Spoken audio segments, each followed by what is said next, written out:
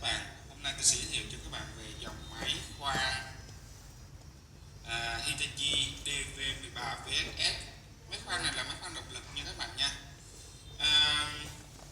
Chúng ta ứng dụng máy khoan này dành cho gia đình. Rồi, điều đầu tiên chúng ta sẽ thấy máy khoan này ở ngoài thùng nó sẽ có tem Hitachi hãng, tem mạ vạch và một số dấu hiệu nhận biết của Hitachi chính hãng các bạn ạ. Bây giờ chúng ta sẽ khui bên trong thùng sẽ có gì nha các bạn. Điều đầu tiên chúng ta sẽ thấy được trong thùng máy nó sẽ có một sách hướng dẫn sử dụng.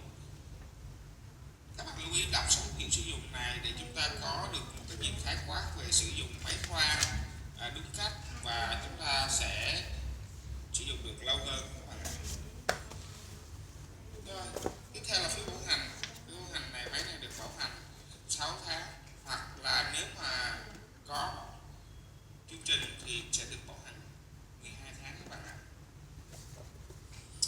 Rồi, tiếp tục thành phần không thể thiếu của chúng ta đó là máy khoan DV13 VSS các bạn. Máy khoan này được sử dụng động cơ chở than các bạn nha. Động cơ chở than. Các bạn có thể nhìn thấy đầu khoan của nó là đầu khoan vặn các bạn ha. Đầu khoan 13 ly,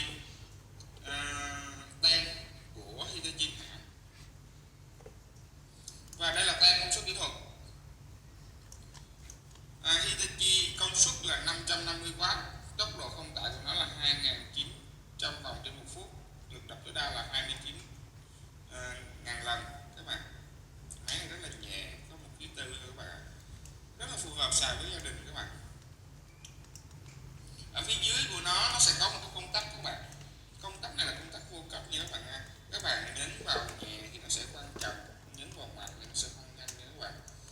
Và phía trên công tắc nó có một cái cần gạt left và right, qua và về đó các bạn, khoan vào và khoan ra đó, dành cho chúng ta đảo chiều ha.